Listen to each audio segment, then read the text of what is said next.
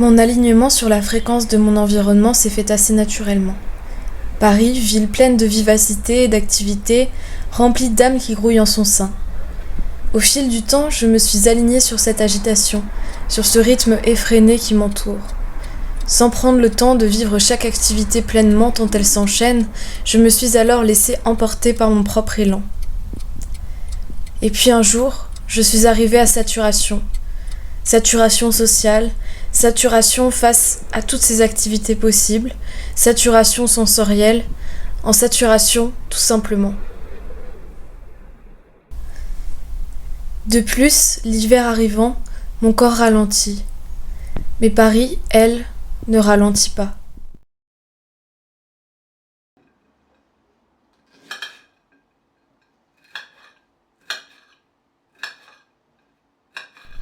J'ai alors tout repris depuis le début. Je réapprends chaque tâche, lentement, pleinement, sans les superposer et en leur offrant toute mon attention.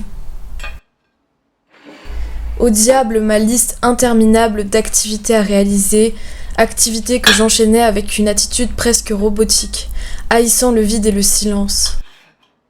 Cette envie d'optimiser le vide partait pourtant d'une bonne intention.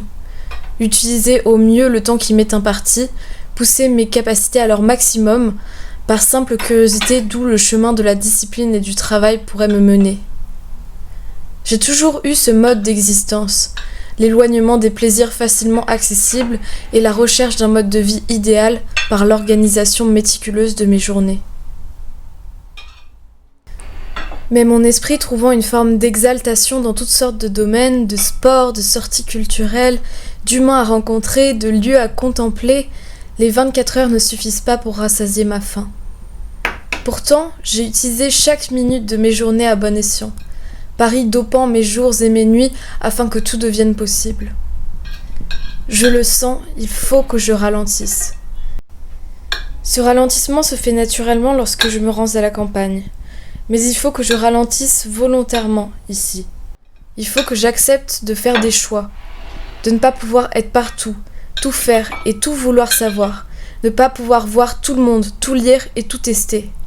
Il faut que je fasse des choix face à l'abondance, que je me pose et que j'assume ces choix, sans butiner entre ces derniers.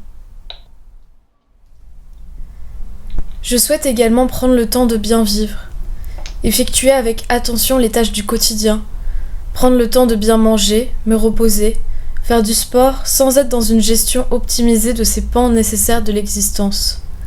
Pans qui sont trop souvent négligés bien qu'essentiels.